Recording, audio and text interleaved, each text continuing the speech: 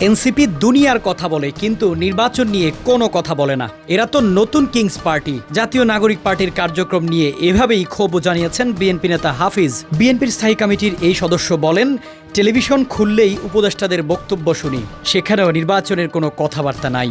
দুনিয়ার কথা বলে নির্বাচন সম্বন্ধে কোনো কথা বলে না। জাতীয় প্রেস ক্লাবে ভোলা নাগরিক ঐক্য ফোরাম আয়োজিত ভোলা জেলার উন্নয়ন শীর্ষক আলোচনা সভায় এসব কথা বলেন অবসরপ্রাপ্ত মেজর হাফিজ উদ্দিন। তিনি বলেন, বাংলাদেশকে আবারও নতুন করে চ্যালেঞ্জের মুখে ফেলে দেওয়া হচ্ছে। বর্তমানে যে অচলাবস্থা সৃষ্টি হয়েছে তা সমাধানে প্রধান উপদেষ্টা ও উপদেষ্টা পরিষদের প্রতি অনুরোধ করেছেন তিনি।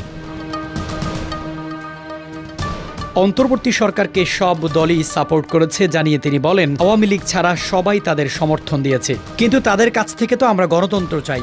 যে গণতন্ত্রের জন্য 17 বছর জনগণ ভোট দিতে পারে নাই, সে ভোটের অধিকার প্রতিষ্ঠার জন্য কত মানুষ জীবন দিল।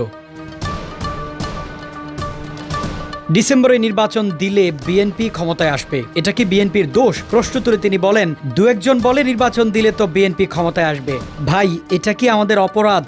জনগণ যদি বিএনপিকে ভোট দেয় তো আমাদের দোষটা কি? তারা তো সবাইকে দেখেছে, সবাইকে চিনেছে।